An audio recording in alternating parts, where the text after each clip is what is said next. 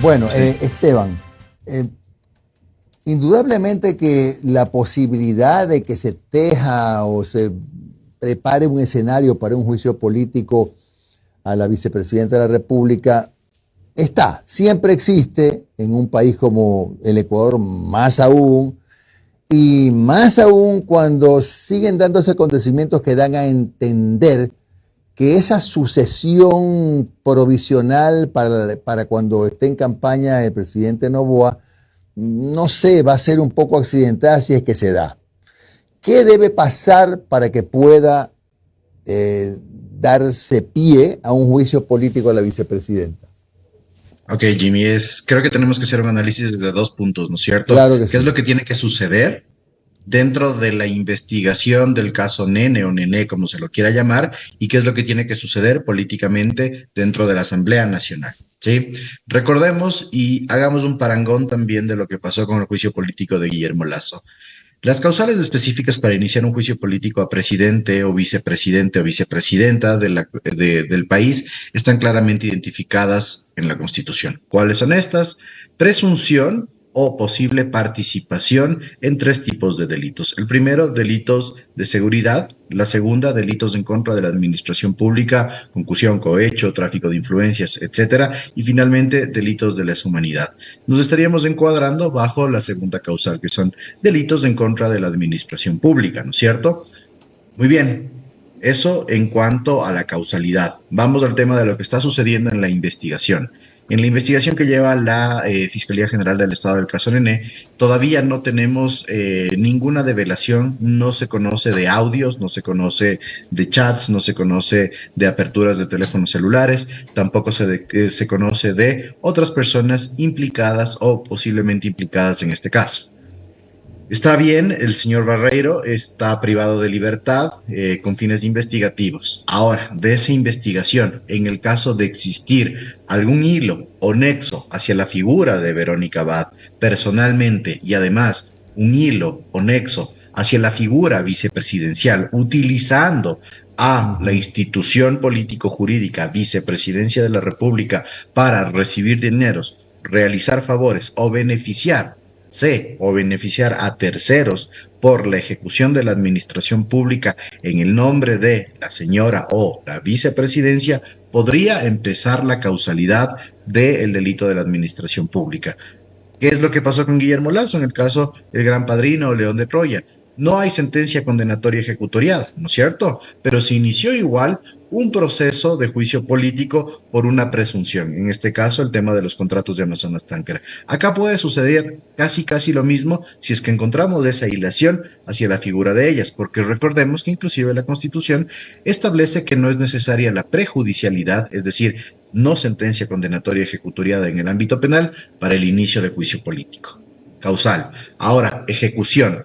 ¿Cuál es la ejecución en el juicio político? Claramente, la Ley Orgánica de la Función Legislativa establece que se requiere un cuarto de miembros de la Asamblea, esto es, 35 asambleístas de los 137 que inicien el pedido de juicio político con las respectivas formalidades. Y los pasos, igual hagamos un parangón a lo que fue el juicio político de Guillermo Lasso, serían similares. Solicitud, Consejo de Administración Legislativa, Corte Constitucional, Comisión de Fiscalización, Pleno de la Asamblea Nacional para así una posible destitución. Claro, todo esto es por lo que tú decías, Jimmy. Hay una posible campaña electoral, estamos ante la figura de un presidente candidato, ¿sí?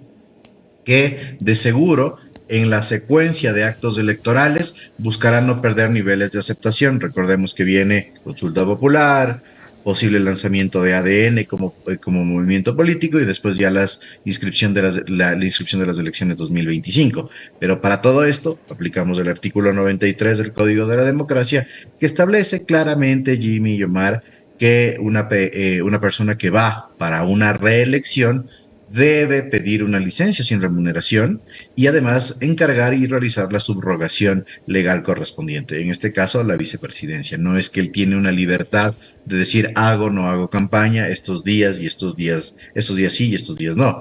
Recordemos además que hay una posible campaña electoral con balotaje, es decir, doble campaña electoral, Claro. casi 2 meses en campaña electoral para las elecciones 2025, Jimmy Omar. Ahora bien, Vamos a ponernos en un escenario figurado, que se da el juicio político, porque estamos en el Ecuador, ¿no? Se da el juicio político, se destituye la vicepresidenta. ¿Cuál es el siguiente paso? ¿Cómo se genera la sucesión? Una terna Ya. enviada por el presidente, elegida entre quiénes. Ok. La sucesión vicepresidencial tiene dos formas de ejecución, Jimmy. ¿Sí? En primer lugar, cuando hay una ausencia temporal de la vicepresidencia, hasta un máximo de 3 meses, eso lo determina el artículo 146 de la Constitución, se puede, en primer lugar, encargar a uno de los ministros o ministras de Estado la figura de la vicepresidencia. ¿Sí? Es decir, hay un encargo temporal. Mientras se envía un encargo temporal a uno de los ministros nombrados. Ojo con este tema, ¿no? Y mientras tanto se envía una terna a la Asamblea Nacional. En esta terna no hay una restricción de personas, ¿sí? No hay una restricción de la calidad de personas tampoco. No dice que sea un servidor público, una servidora pública. Se entiende, prima facie, Jimmy, que por el tema de la alternancia como principio máximo electoral y democrático debería ser una terna compuesta por mujeres, porque es la primera vez que obligatoriamente tenemos un binomio paritario. Entonces, digamos que esa sería la primera regla no escrita. Y la segunda regla, no, bueno, esta sí escrita, es que la conformación se da por personas que no necesariamente están vinculadas al gobierno y se enviaría esta terna a la Asamblea.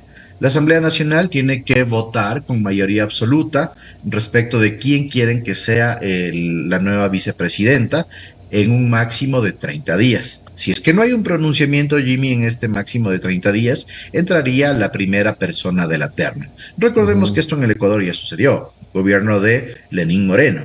Tuvimos dos vicepresidentas y un vicepresidente nombrados vía parlamentaria. María Alejandra Vicuña, después de la salida de Jorge Glass.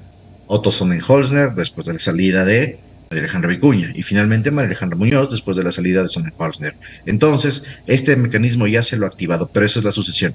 Encargo temporal a uno de los ministros y luego terna en la Asamblea Nacional. Claro. Me imagino que en ese caso entrarían personas de estricta confianza del presidente Noboa a efectos de encargar la presidencia mientras el tiempo de campaña. Claro. Ahora, Esteban, al decir tú que no es una norma escrita lo de que tiene que ser una mujer, puede también el presidente de la República decir, bueno, la obligación de que sean mujeres en la elección, pero esto es una situación sui generis, puede ser un hombre perfectamente. Justamente, Jimmy, por eso te decía que es una norma no escrita y por eso hay voces que hablan del presidente de la Asamblea, el ingeniero Kronfle y demás. Entonces no hay un tema que te diga, sí, obligatoriamente va a ser una mujer. Por eso te decía, una norma no escrita. Recordemos inclusive que en la época de Lenín Moreno, si bien el binomio no era obligatorio que tenga la regla de paridad, él nombró a dos vicepresidentas y luego a un vicepresidente, pero en este caso no hay una norma. Claro, hay un tema, ¿no? En la Asamblea Nacional se podrá debatir la interpretación del Código de la Democracia y la Constitución, esta norma progresiva y programática que te decía que Claro. poco a poco se va a hacer esta tendencia de que el binomio sea paritario para que haya esa representación en el Ejecutivo. Entonces, no hay una norma, pero se puede dar y puede ser motivo del debate y obviamente ante la progresividad de derechos tendría que ser una mujer. Claro, Esteban, bueno, luego de aclararle a los televidentes, a los internautas, estamos hablando de escenarios posibles, Así figurados. Si se diera, por ejemplo, la renuncia, ¿el procedimiento es similar al de el post-juicio político? No, a ver, aquí tenemos dos casos, Jimmy, y esto es, hay que hacer una integración normativa porque tenemos la ley orgánica del servicio público y también tenemos la ley orgánica del servicio exterior, porque recordemos que desde el 10 de diciembre la señora Abad se encuentra en representación diplomática del Ecuador en Israel, ¿sí? ¿Cuáles son los escenarios, o digamos, cuáles son los casos a través de los cuales ella puede dejar la vicepresidencia? Y eso es el artículo 145 de la Constitución. Primero, la terminación del periodo, que no viene al caso, es una renuncia. ¿Qué tipo de renuncia se da? ¿O qué tipo de renuncia tendría que ejecutarse? Una renuncia a la vicepresidencia, ¿sí? Esta renuncia tiene que ser aceptada por la Asamblea Nacional. Ese es el primer condicionamiento Jimmy, ¿sí? Que ella presente la renuncia a la vicepresidencia. Obviamente eso va a acarrear que haya una renuncia de la representación diplomática y designación como embajadora, pero tiene que ser aceptada por la Asamblea Nacional. De ahí tenemos casos de destitución, pero la Doctor, destitución no corre. disculpe, doctor, que le interrumpa. Omar Jaén, le Omar, saluda. Doctor, Omar, antes de pasar al siguiente punto, usted dice tiene que ser aceptada por la Asamblea Nacional. así ¿Con es. cuántos votos? ¿Y qué pasa si no hay los Mayoría votos? absoluta, la mayoría de la Asamblea. Ya. 70, Sí. con 70 votos. Sí, No 72 92. votos para asegurar la votación. Ya, ok. Listo, perfecto. Ok, Sí. si no hay los Ese, votos. ese es el condicionante, Omar. Es raro el condicionante que haya una aceptación de la renuncia por parte de la Asamblea Nacional con una mayoría. Cuando la norma no te habla de qué tipo de mayoría, es mayoría absoluta, es decir, la mitad más uno de la Asamblea. Ok, ¿Sí? perfecto. Muy Sigamos, bien. doctor. Ahora viene el tema de la destitución, ¿sí? Y en Ujú. nuestro embrollo normativo que tenemos en el país, la destitución deviene del abandono del cargo, ¿sí? ¿Cuál es el abandono del cargo? Y aquí tenemos una doble interpretación y una dualidad de normas. Puede ser un abandono de cargo según la según la LOCEP, o un abandono de cargo según la LOCE, la Ley Orgánica del Servicio Exterior. Según la LOCEP, la del Servicio Público, el abandono de cargo es cuando no se ha presentado a trabajar la persona durante un periodo de 3 días. Según la LOCE, 8 días. Digamos que en este caso se aplicaría la LOCE. 8 días que no se presente la señora Abad a la representación diplomática en Israel. Ojo, que esto también es bastante complicado porque buscando un poco, esa representación diplomática está compuesta por 3 personas y ella es jefa de misión, ¿sí? En su calidad de embajadora. Ujú. Hay otras causales de destitución según la ley orgánica del servicio público que te habla de incapacidad, abandono del cargo, sentencia condenatoria ejecutoriada, haber recibido dádivas, proferir injurias calumniosas a las autoridades máximas y demás. Pero ¿qué es lo que sucede con el tema del abandono, Omar y Jimmy? Que este abandono tiene que ser se declara y se solicita a través del Ejecutivo, pasa a la Asamblea y va a la Corte Constitucional. ¿Sí? La Corte Constitucional, para ver que no existe una extrapolación de normas en un plazo de 48 horas, da un dictamen de si efectivamente se configura o no se configura el abandono. Y posteriormente, la Asamblea deberá votar por el abandono del cargo. Pero no estamos hablando de una mayoría absoluta, sino estamos hablando de una mayoría compuesta. Es decir, la Asamblea tendrá que votar por el abandono del cargo con una mayoría de 2/3 de la Asamblea, es decir, 92 votos, Omar y Jimmy. Ahora, doctor, yo creo que lo mencionó el otro día la propia doctora Abad, pero solamente para confirmar. Por ejemplo, si ella quisiera venir a ver a su nieto, la verdad, por el tema de lo que le está ocurriendo a su padre, ella tendría que pedir permiso a la canciller, ¿no? Para poder ausentarse de la delegación. Sí, hay algunas opciones y eso es estricta aplicación de la Ley Orgánica del Servicio Público, Mar. ¿Sí? En primer lugar, tenemos la opción de la licencia sin remuneración. La licencia sin remuneración tiene 2 máximos, ¿sí? En cuanto a los días que puede solicitar. El primer máximo son 15 días. ¿Sí? Esto no lo hace y eso es lo raro porque son los detalles que la ley del servicio público define. Si es que ella va por un máximo de 15 días, no le pide directamente a la canciller, le puede pedir al jefe o en este caso a la dirección del servicio exterior. En la Cancillería hay una oficina que es la dirección del servicio en el exterior, que es el encargado de ver dónde están las representaciones del Ecuador en el exterior. Entonces, hasta por 15 días se habla de un jefe o coordinador. Y si es que es por más tiempo, que es el máximo de las licencias sin remuneración, que son 60 días, ahí sí le pide a la autoridad dominadora, en este caso a la canciller. ¿De acuerdo? Ahora, también hay la posibilidad de un permiso con cargo a vacaciones. Vacaciones de ella no puede gozar porque las vacaciones en el servicio público se las puede pedir desde que se cumple el mes número 11 de trabajo continuo. Pero hay el permiso o la solicitud del permiso con cargo a vacaciones. Esta solicitud de permiso con cargo a vacaciones se cuenta el número de días por mes trabajado en el servicio público. Se tiene 2.2 días por mes trabajado. La señora Abad está en Israel ya con posesión como embajadora desde el 10 de diciembre del 2023. Digamos que esto lo extrapolamos hasta el 10 de abril, estaríamos hablando de 8.8 días que ella podría pedir de permiso con cargo a vacaciones, es decir, 9 días. Esas son las opciones que ella tendría, Jimmy y Omar, dentro de los márgenes que la Ley Orgánica del Servicio Público y Ley Orgánica del Servicio Exterior así lo determinan. Pero es complicada la situación, ya te hablo desde el lado humano, desde el lado social, que un permiso te den por apenas 8 días y eso sirva para venir a ver a la familia de tu hijo y a su nieto, ¿no? Y difícil, más complicado todavía, que haya esta licencia sin remuneración hasta por 60 días, porque eso sí lo aprueba la canciller. Claro, y suponemos que la canciller no se lo daría. Ahora, doctor, y finalmente, ella ha hablado de presión, de que esto es una estrategia clara y concisa de llevar a su hijo a la roca para que ella renuncie. Ella puede interponer algo ante el contencioso electoral por violencia política, por violencia de género, por este tema. ¿Qué escala o a qué nivel debería argumentar esta situación? Sí, escuchaba a un grupo de personas, inclusive asambleístas, que se hablaba de la infracción electoral de violencia política de género.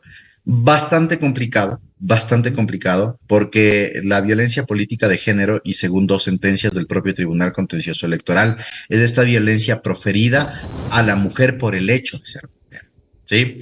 Es decir, que la situación, o en este caso las actuaciones de quien realiza el acto violento, sea físico o mental, sean en virtud del hecho de ser mujer o de las características que esto implica.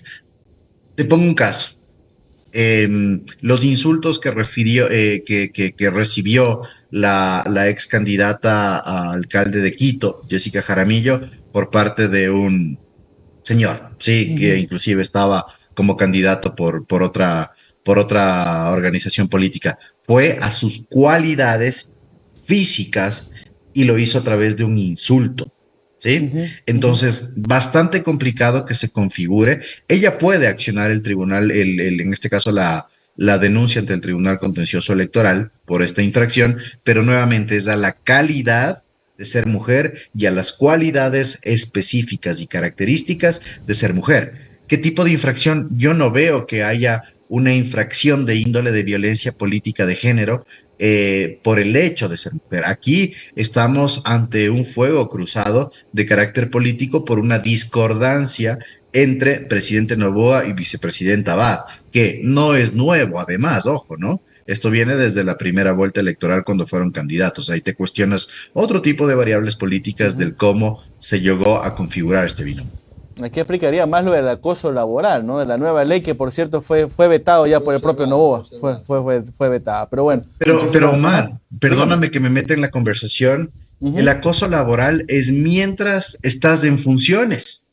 ¿Sí? ¿Ya? Mientras estás en funciones. La nueva ley de prevención del acoso laboral, que fue vetada por el presidente Noboa justamente el día de ayer, te habla de esta sobreexigencia mientras estás en el trabajo, es decir, mensajes, mails fuera de los horarios laborales, de manera continua, que se haga esto que se llama el mobbing, que es presionarte y presionarte y presionarte dentro de tu trabajo. ¿Sí? Y no hemos visto, o al menos no se conoce públicamente, que haya una presión laboral dentro del ejercicio de su representación diplomática. Exacto. Claro, o sea que no la están presionando allá. Exacto. Es una presión política acá. Claro. Ok. Bueno, gracias a doctor Esteban Ron, especialista en Derecho Constitucional y Electoral. Un buen día, Esteban, muy amable. Gracias, doctor. Gracias. Siempre será un gusto. Excelente resto de semana, excelente feriado. Omar, Jimmy, un abrazo. Gracias. Cuídense.